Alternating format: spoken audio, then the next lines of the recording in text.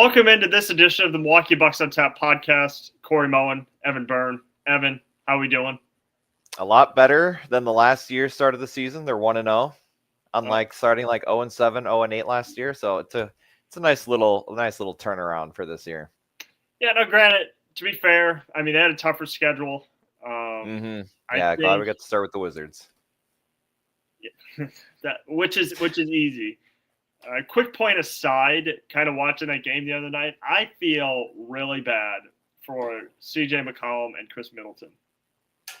I missed that CJ McCollum transaction. I don't know where that slipped away, but when he came out on the court, I'm like, I don't remember you being there.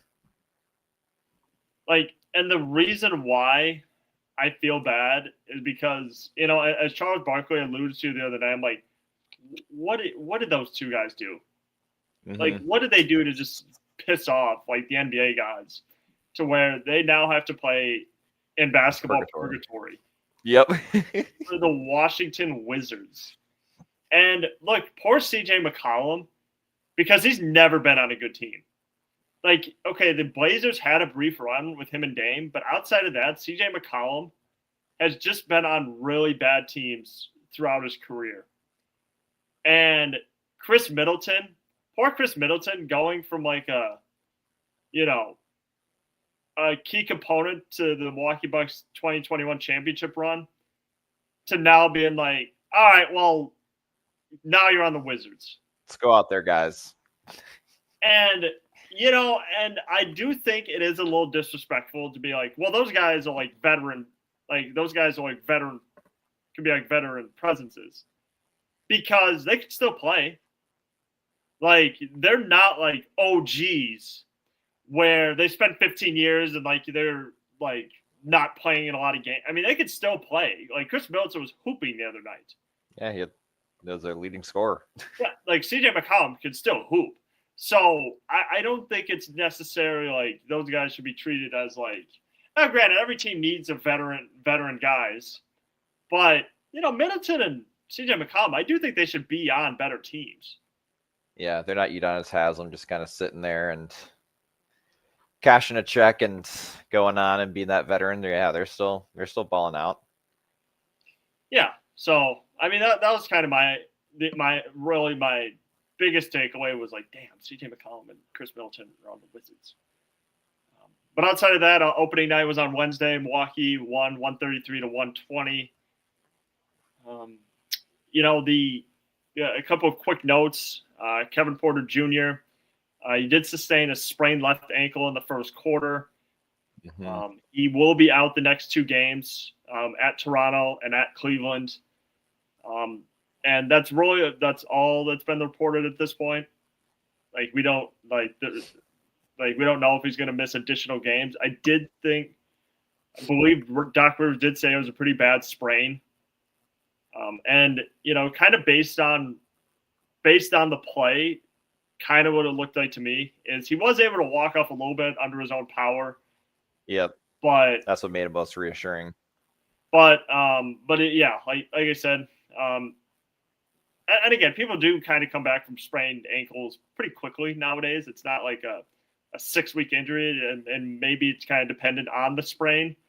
But for right now, Kevin Porter Jr. is going to miss the next two games. So I guess before we really get into it, how much do you think that will impact Milwaukee's depth as they move forward?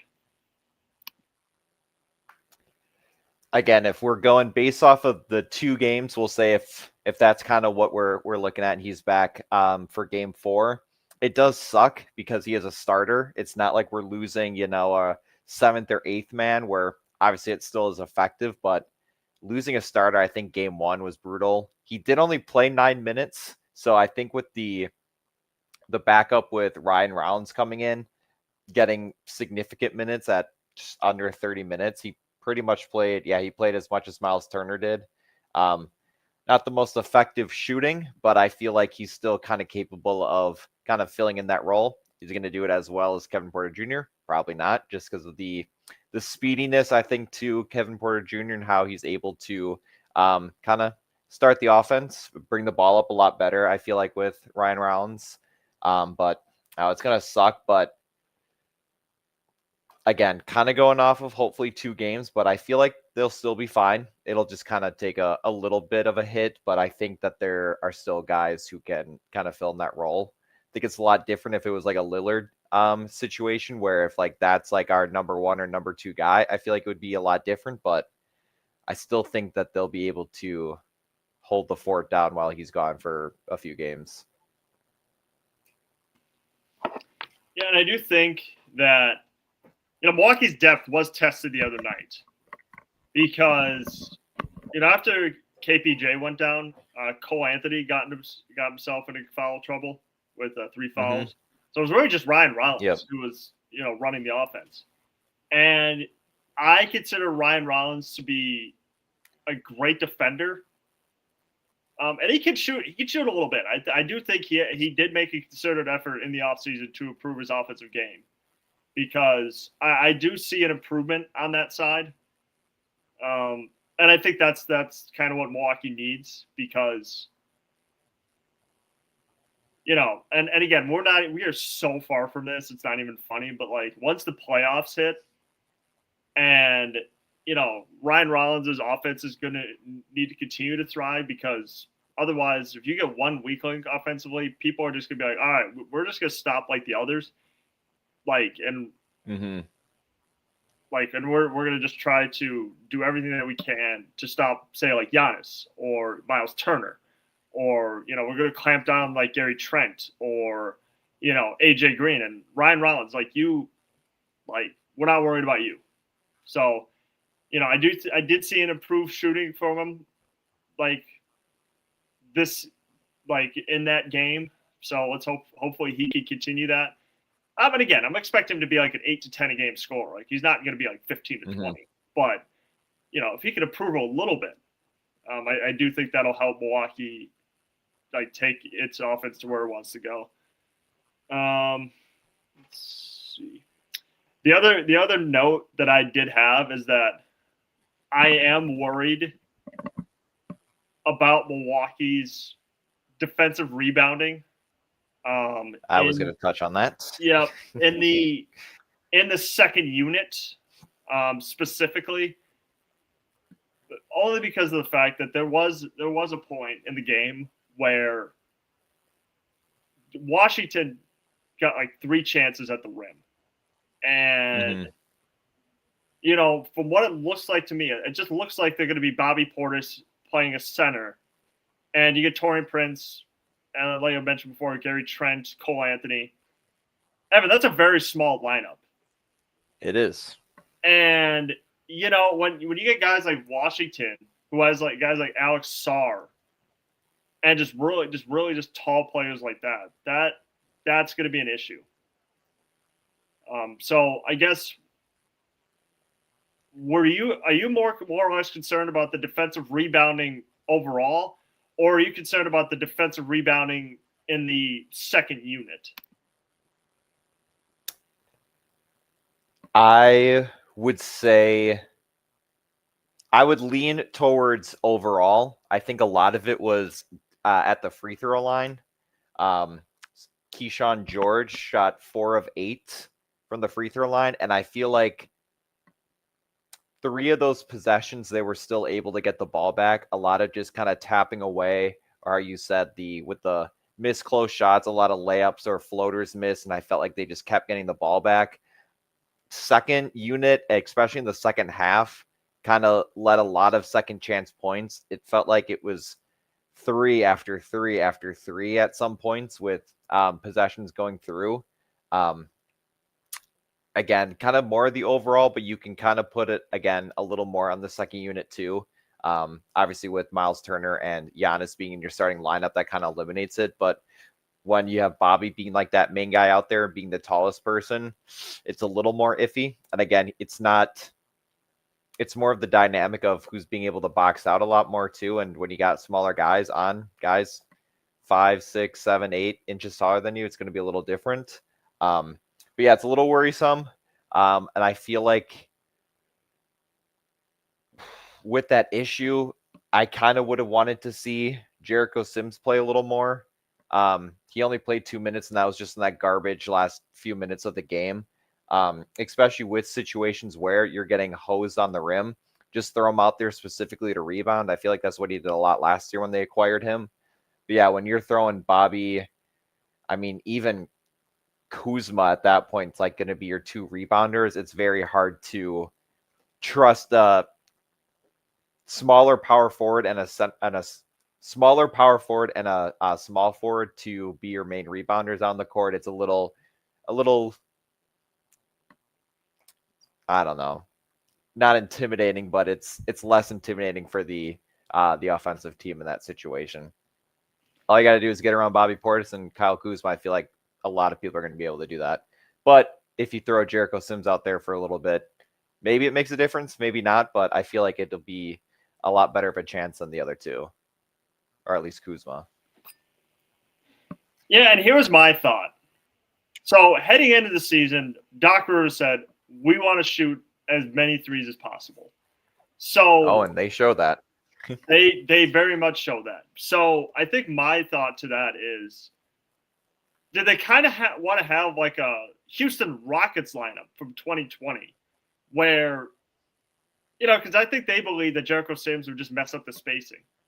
So by having Bobby Portis and Kyle Kuzma out with Gary Trent and Cole Anthony, it's like, and Taurean Prince, who, Taurean Prince still shooting the ball well, shot the ball well on Wednesday. The fact that, okay, well, we don't want to just like a lumbering big who's just going to like mess up the space. It's all like, get all 5 guys who could shoot. And I think that was probably more or less the goal that Doc Rivers has been going for is we'll give up some offensive rebounds, but as long as this team looks good, solid offensively, like, who cares? I think that's kind of essentially the point that he was going for. Because you're right, Jericho Sims would help out, but I just think it's one of those things where I just think this team wants to get the most out of itself offensively. And how you do that? Shoot threes. Now I do remember last week I was waxing poetic about, oh my God, Kyle Kuzma coming off the bench. He fell back into some of his bad habits on Wednesday. Mm-hmm.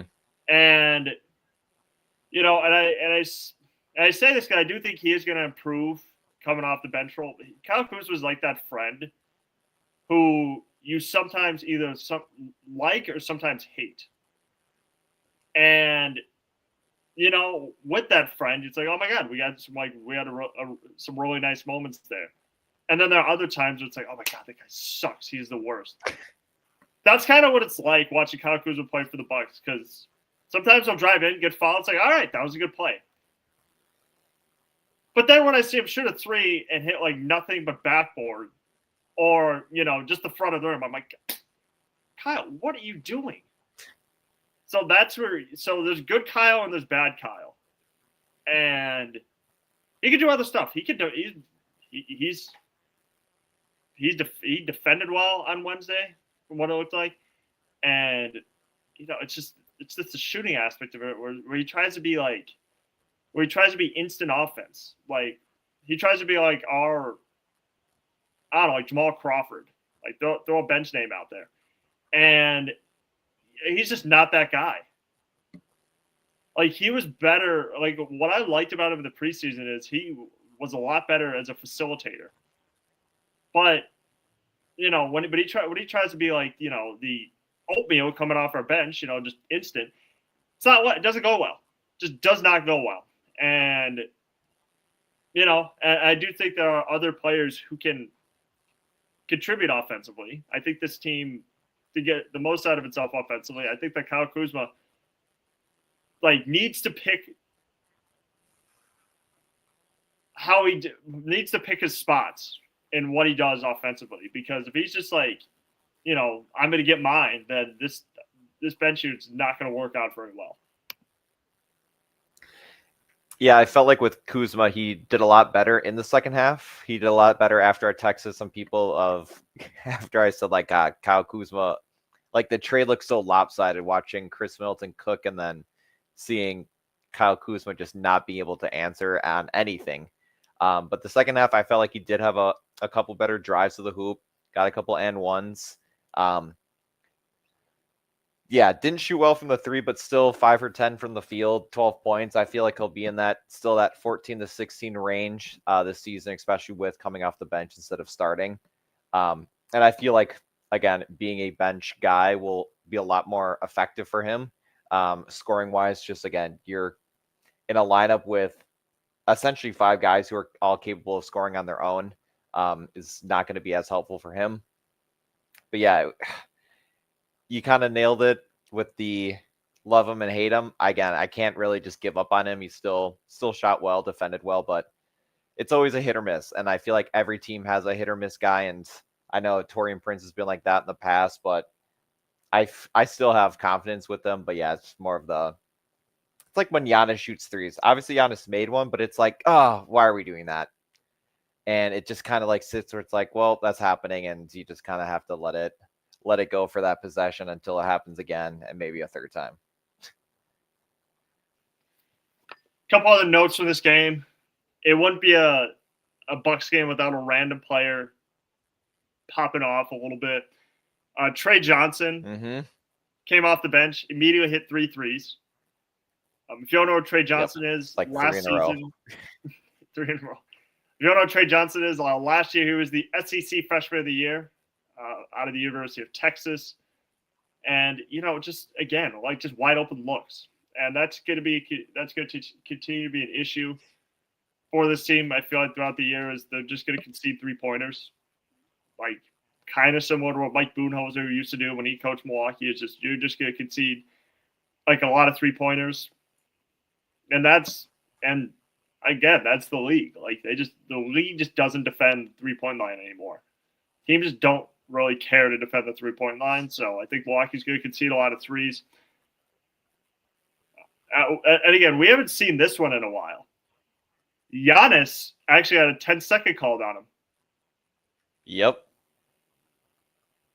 So it looks like Giannis is once again lost as to what he wants his free throw routine to be. Do I want it to be too short or do I want it to be too long? Well, he finally got called on it and they lost a free throw. So, I mean, and again, the other note I threw in here is that, Marvin Bagley, I completely forgot that he was on the Wizards. Like, I'm not sitting here being like, well, what did Marvin Bagley do? No, Marvin Bagley, he's had bad teams throughout his whole career. But, but that guy's never been good.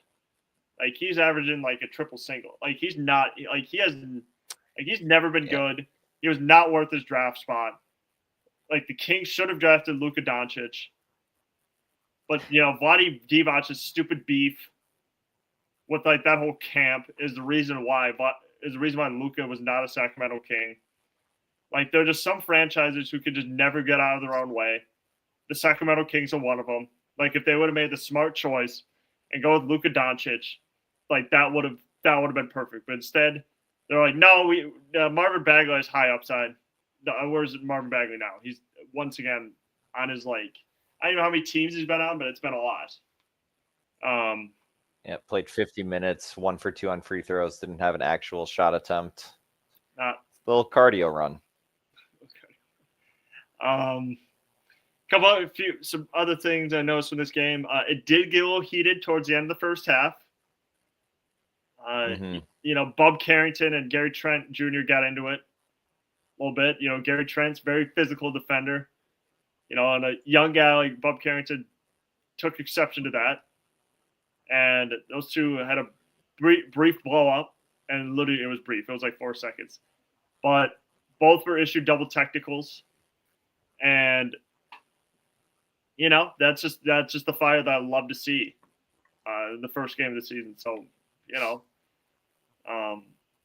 then again, the Wizards aren't going anywhere, but the fire from Gary Trent to not back down, and to win that blow up, I love it. I love the fire. Any early season physicality is always a plus. I mean, it doesn't really matter what team it is either. At the end of the day, like these are grown men, so Gary Trent being able to hold up a fight, I feel like is always electric. Him and Bobby, I feel like are always going to be the ones to start that or maybe elevate it. Oh, 100%. Oh, 100%. 100%. And because, again, there's nobody that gets a lot of fights anymore. Not with Arch. I think KPJ could scrap a little bit, I think. Yeah. AJ Green, no. AJ Green's not getting in a fight. That guy goes to church every Sunday. AJ Green's not throwing anything. Let me tell you this. The only thing AJ Green's holding, like, throughout any point during his career is going to be a Bible. That guy, and I'm not just making that up. Patrick Beverly literally said that, I went to church with AJ Green, like, during his time with the Bucks. So, that guy's a Christian or a Catholic or whatever denomination belongs to through and through. He hits threes and praises Jesus, so I gotta love that. That's all Derry Bird needs to do. Yep. Amen. Amen. A couple of stats for the first half because I just picked up on it. They went 13 of 28 from 3 in the first half. Pretty good. I mean, like we said, 28 attempts in the first half. Yeah, this team's gonna shoot. I love this though. 20 assists first half as well. Love it. I love it. Anytime you can share the basketball, sharing the success. Love seeing that. The one disappointing part, and I think there were a couple moments of the game where this happened. Bucks did come out flat to start the third quarter. Yep, their common third quarter curse. Yep. Washington went on a 12-0 run to start the third. And, it was just fast too. Yeah, it was quick. Yeah, it was quick. And it was just really just watching that. It just, the defense, wasn't great. It just came out flat. It came out lazy. And, Washington, as young as that team is still chock full of NBA players. And when you come out flat like that, any team in the league is going to take advantage. And this is how Milwaukee came out. They were able to settle in, but again, that's going to be the one thing to watch for Milwaukee this season is they have to be a lot better. Not only in the third quarter because look, they were pretty bad on Wednesday. Washington outscored them 37-29 in the third. And you can't have you can't allow a team like the Wizards to have almost 40 points in the third. That's just effort defensively that Milwaukee I just don't believe had. Compared to the first two quarters. Yeah, I think obviously with the Bucks starting with the 40-23 first quarter, you kind of think obviously you're not going to score that much every quarter, but if the Bucks kind of get blown out in a quarter like that too, it's either they're losing or the game's a lot closer. Obviously giving up 120 points to the Wizards opening night isn't the most thrilling thing to do defensively. But again, it's one of those things where Bucks started super hot from the 3-point line, especially in the first half. And then after, they only made 3 more. 18 of 44. They went 17 of 42, pretty much almost the same percentage-wise. But a lot of theirs came in the second half, specifically from Trey Johnson, you were talking, along with Keyshawn George. Middleton had a couple. But they hit it at the right time, making their run consecutively, possession after possession. It felt like it was just a wide open three, which can get a little frustrating just because if they're highly likely to shoot a 3-pointer, a lot of the back off defense could be a little frustrating. I felt in the first quarter they had good transition, good spacing, and then all of a sudden it just kind of got a little lazy going to that second half, and I just felt like a lot more shots were being able to be taken. Whether they're going to make it or not, I know we've said that in the past where if you're shooting a wide open 3 and you're still bricking it, it still is a wide open 3. There's someone missing in that area defensively, which can always be frustrating. And kind of like how the Bucks were in the first half shooting threes, the Wizards did that in the second half. So whenever a team's hot, they're hot, and it can you eliminate a 20-point deficit in the span of minutes. If you can hit 3 3-pointers in a row, all of a sudden you're down by 10, just about 10 points. So it can cut a lead in half in a couple possessions. So it's kind of brutal seeing a team be up 22-ish points for the entirety of the game, and all of a sudden it's like a 7-point game just from the 3-ball. So it can be a little frustrating, but I still think it is doable to kind of work around. Again, a lot of it is happening when Giannis isn't on the floor, Miles Turner is on the floor, you lose Kevin Porter Jr. defensively. So a lot of our main defenders aren't out there, but I feel like when that happens, it's got to be throw someone else out there, bring someone else back in to try to eliminate an essential run from the other team. But otherwise, overall, I felt pretty good about the game. But yeah, it just sucks seeing them only give up 23 points in the first quarter, and then they don't score under 30 for the rest of the game. So again, had the Bucks also not scored 29-32 a quarter, then I feel like it might have been wraps or a lot closer. Now you're playing that crunch time, last 2 minutes or take 30 minutes to finish the game. That's a frustrating thing about the Bucks is they just have a tendency to do that where it never feels like they fully blow teams out. Like they will let you back into the game. And, I don't know if that comes down to coaching. I don't know if that really comes down to, the fact that they kind of rest on their laurels a little bit. Because it's like, oh, we're just going to run through Washington, and they kind of relax. All of a sudden, Washington kept chipping away at the lead. And, that's frustrating to watch because it's like, you guys should be blowing out the Wizards right now. Correct. And I do think that that's kind of where McCollum and Chris Middleton do help, because having veterans on that team is just like can kind of calm the waters a little bit. And I just think being a young team, I think that's what helps. I think that's what helps out. This team's gonna be bad this year, but they're not. But I do think having Middleton and CJ McCollum on there, they're going to be bad, but they're not going to be historically bad. There are a lot of. They're going to be the good bad. They're going to be a good bad where it's okay, they got a couple pieces there, and this team needs time to develop. But to help them grow, let's get a couple veterans on who are consummate professionals, and good teammates, and we'll just kind of go from there. The Wizards will be bad, but they're not going to be the 2011 Bobcats bad. They're going to be just about 20, 25 wins maybe. Mm-hmm. They're not that much of a. Now historically, Washington hasn't been a great franchise, but I do think that in a few years this team could be good if they just keep adding pieces and drafting well.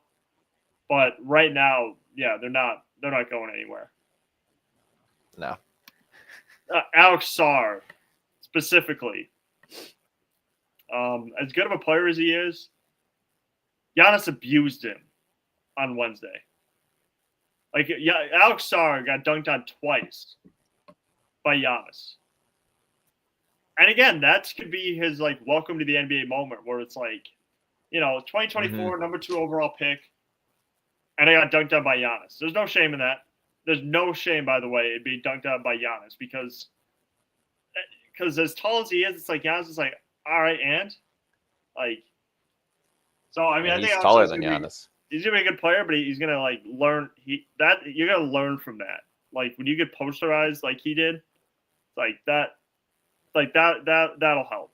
I mean, there was 3 posterizing dunks. Giannis had 2, and then Miles Turner had 1, and. Mm-hmm. Look, there's no shame in that. That's what those guys do. Miles Turner, especially. I mean, the only thing that might make me mad about watching Miles Turner play is I feel like he might overly rely on the 3-point shooting. I agree. So he might be a little Embiid-ish, where it's dude, put 2 feet in the paint and draw. You're tall. Yep. You're tall. Okay. Stop. Okay, stop trying to be like Joel Embiid, right? Just get 2 feet, draw a foul. That's the best. That's the best elixir for like a stagnant offense. Is just get 2 feet, draw a foul, and that's how you spark your team. Well, when you're continuously shooting threes, which again, I'm afraid that's what Milwaukee's going to fall into. Mm-hmm. Like you're going to lose games like that. Like, so when you feel like your offense is stagnant, just you know what, do something to draw a foul, suck the defense in, and then that's what they can do to help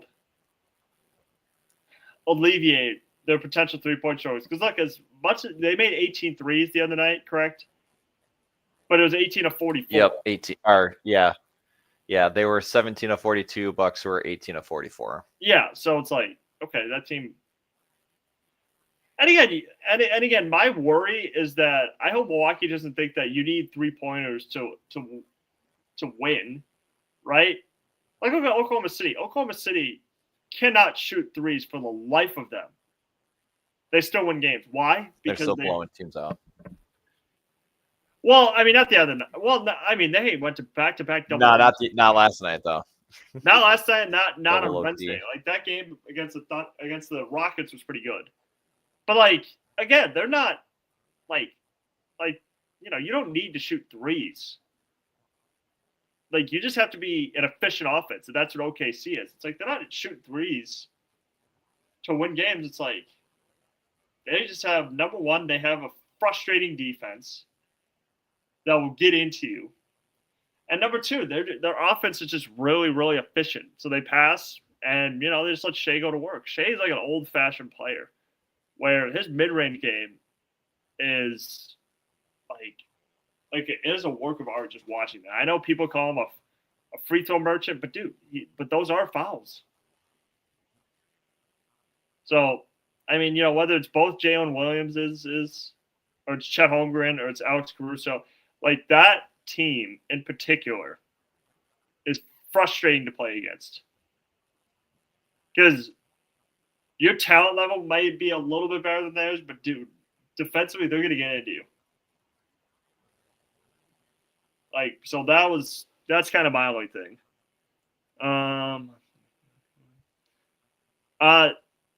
Did have a quick stat that the broadcast provided the other night. Giannis has the most consecutive season openers scoring 20-plus points. He's got 11. So he was tied with Paul Pierce. Do you want to guess the other two players who have more during that span? Was one of them, this is going to be a wild answer, was one of them Karl Malone? Yes, it was. Karl Malone had 12. Who was number one on that list? It's got to be LeBron or Jordan, right?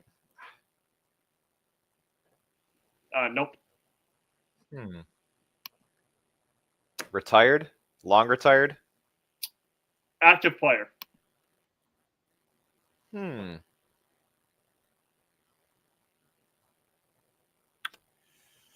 James Harden.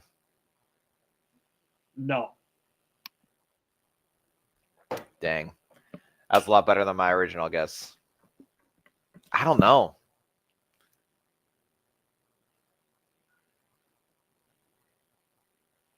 I'll go, not James Harden.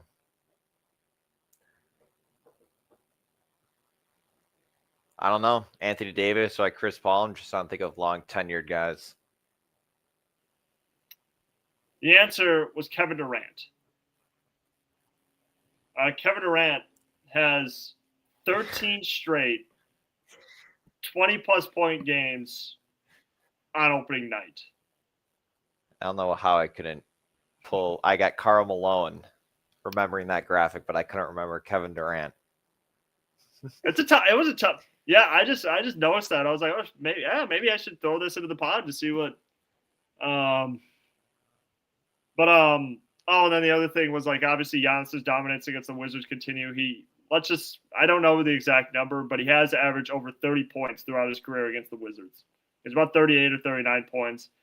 On this particular game, he had 37 points, 14 rebounds, and 5 assists. That is the most.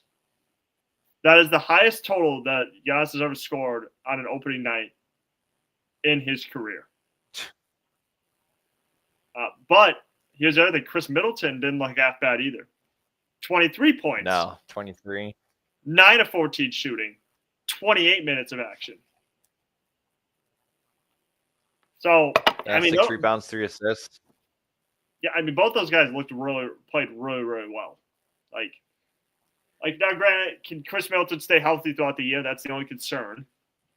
But Giannis played well. Giannis looked well.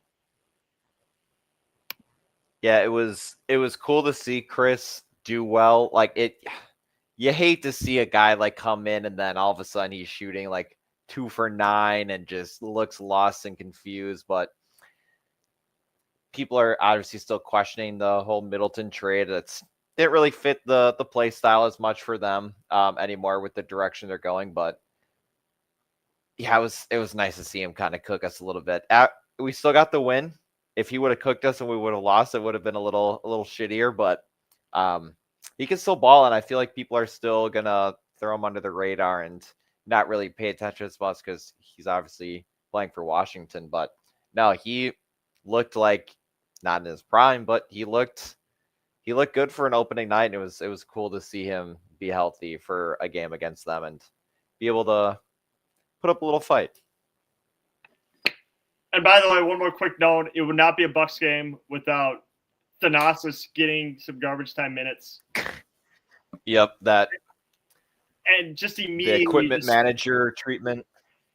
Yeah, and just immediately just smoking like the easiest shot ever. Like it was like that shot was wide open and he just smoked it. I'm like, that's why he doesn't play.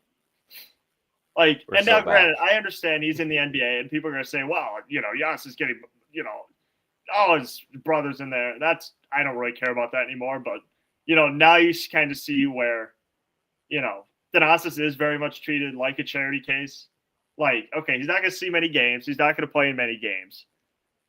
He does try, but, I also can't fault people if they post low lights of him because I'm going to be completely honest. That was a low light. The fact that he missed an easy shot, then he got the rebound, he kind of like knocked out of bounds or something. Like, it was just so Thanasis. I was like, that's why. Good to have him back. Yep. And again, Adrian Griffin tried to make it work when he played him early in games and stuff like that. And Doc Rivers is like, no, this guy, like that guy's an end of the bench type of guy. Like he's not. Like he's only there to keep Giannis in Milwaukee. Like I'm gonna be honest. I personally, as a Bucks fan, I don't want to see Thanasis play early in games. I don't want to see him be a part of the rotation. And that's okay to say that. Playing the NBA is extremely hard. And, Thanasis does have good attributes, don't get me wrong, but goodness gracious, some of the stuff that he does, it's like he'll either dunk at a guy or just miss like the easiest shot of all time. So there's really just no in between. So, we do have just a final topic on the pod, since I think we kind of addressed it earlier about like the impact of Kevin Porter Jr.'s injury. So if you remember this, I believe it was either this week or last, Bobby Portis said the Bucks had the best bench in the league. He said that Ryan Rollins, Taurean Prince, Kyle Kuzma, Cole Anthony, like those guys essentially can get it done. What was your reaction to that? And do you believe it yourself? I like the confidence with it. Obviously, when you throw different benches out there, depending on level of ranking for teams,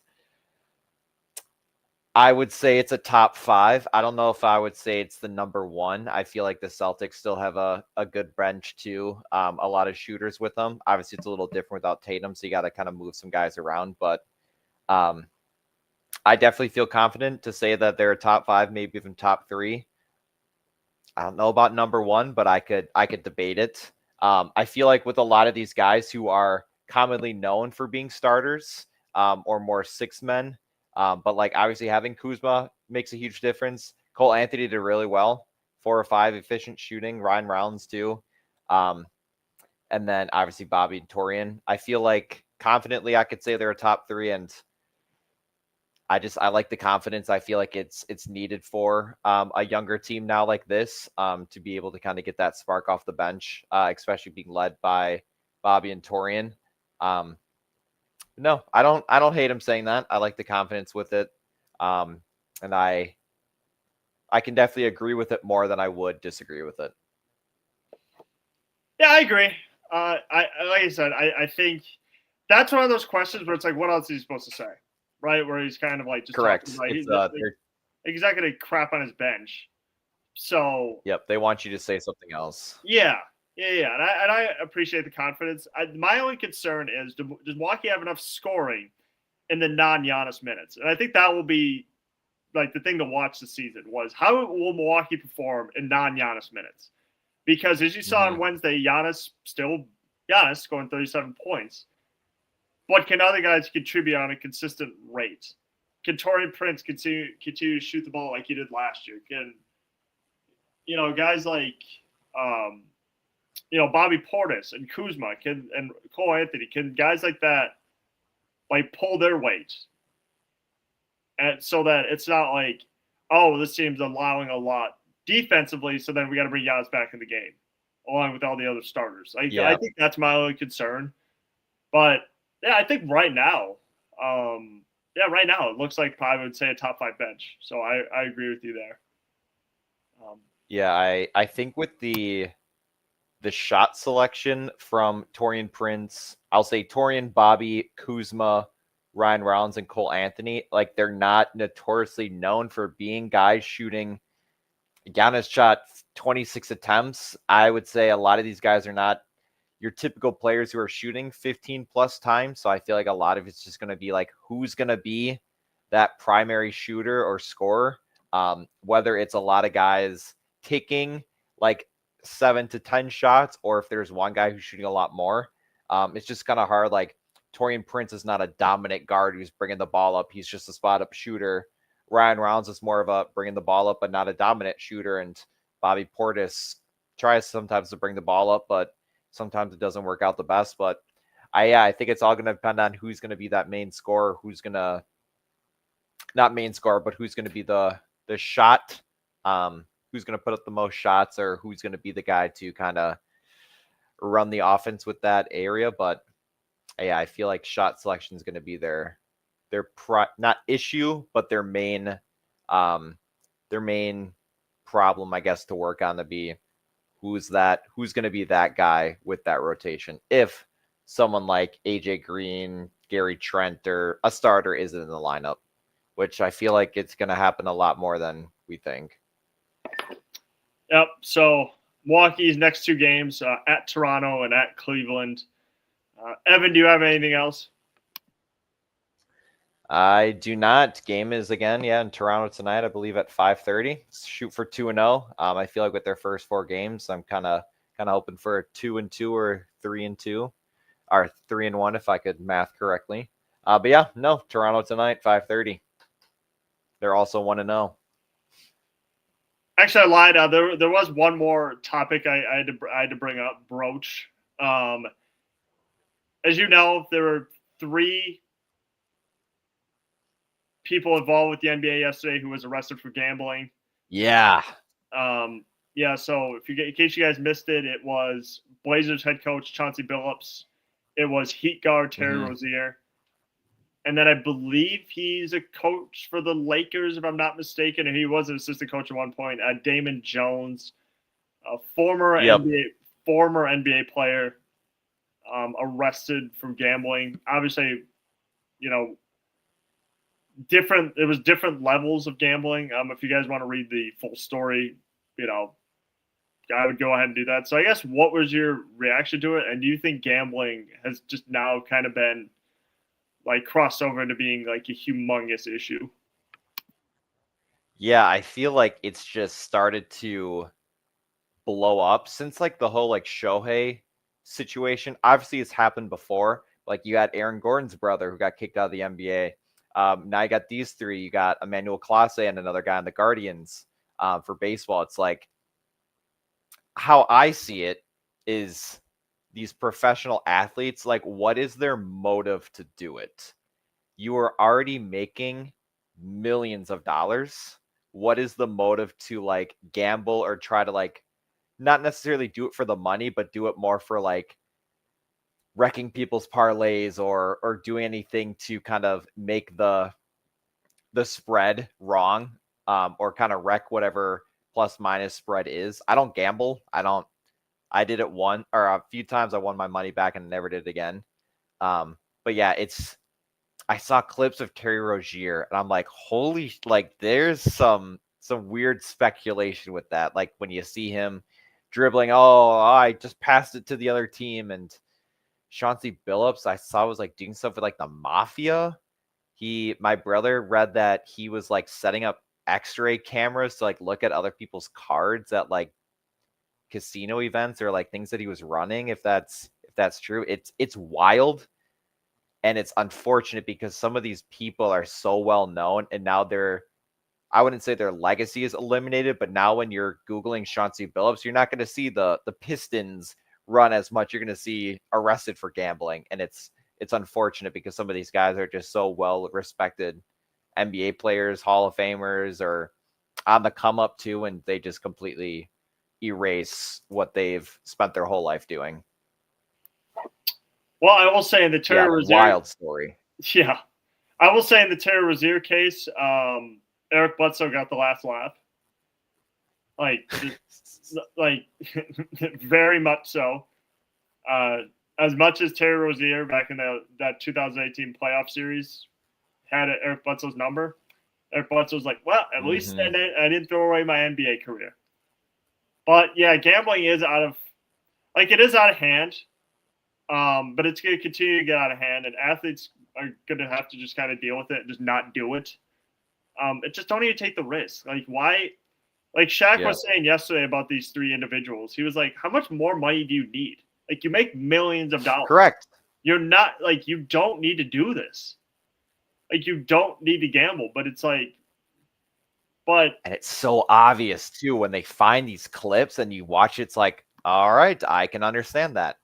Like Malik Terry Beasley, Rozier ones, if you haven't seen it, they're crazy. Yeah, like Malik Beasley, it's like he is not involved. Like he's nobody's found any wrongdoing there.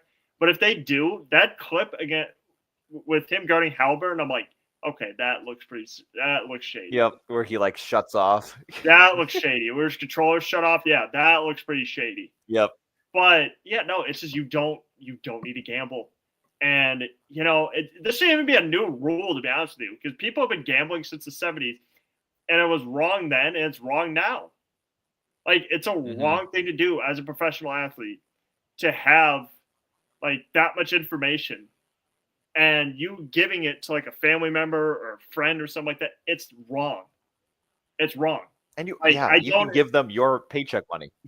Yeah, like, it's so dumb. I can't even believe I have to say this, but it's like, great. This just because gambling has been like increased throughout the years, that doesn't mean that you can gamble as a professional. Like, no, you can't. You've never been able to. You've never been able to gamble as a professional athlete. There was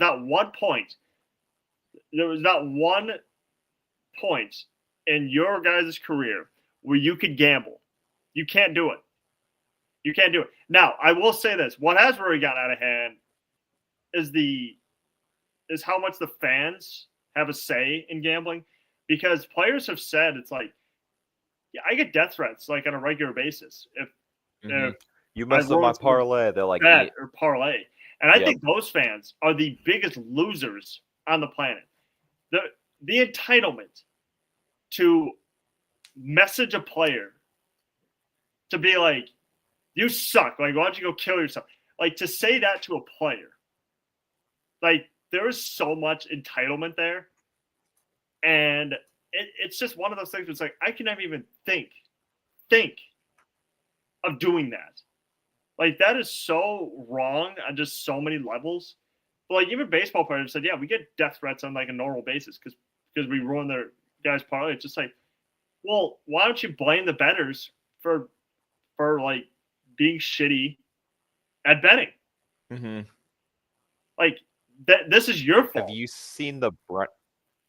And by the Yeah, way, no, and by the literally, way- it's like you play victim. yeah. And by the way, nobody's putting a gun to your head and say you need to gamble.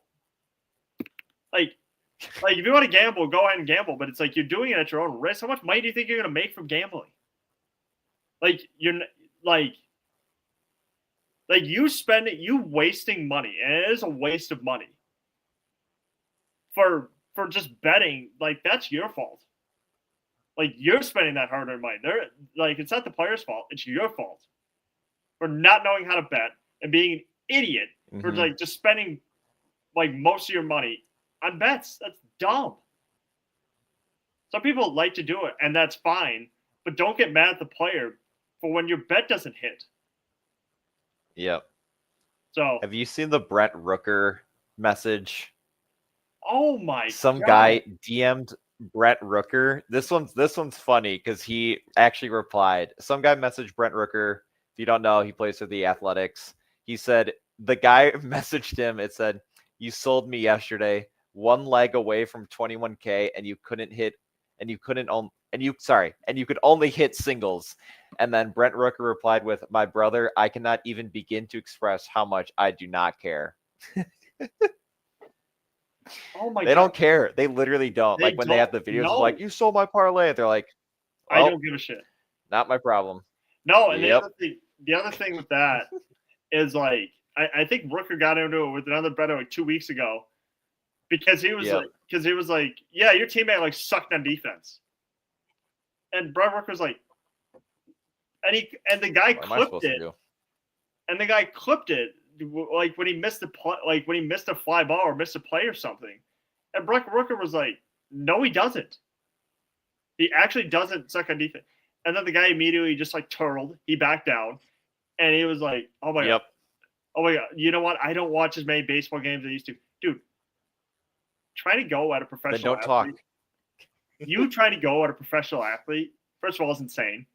Okay, I've tried to.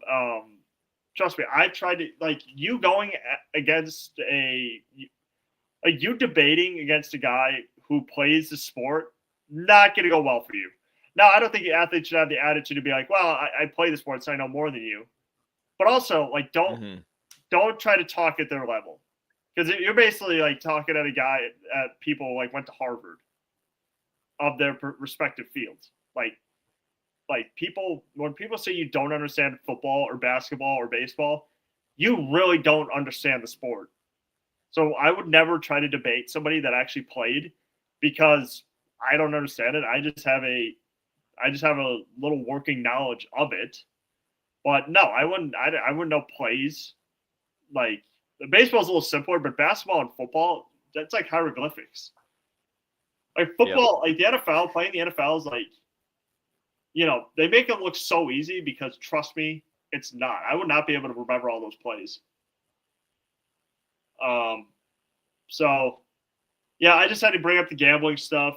Like we mentioned before, the Bucks play at Toronto tonight at 5:30, and then at Cleveland. I'm going to guess when's that game? This weekend? I could tell you very soon. I think it's on Sunday. I believe it is. I believe it's Sunday as well.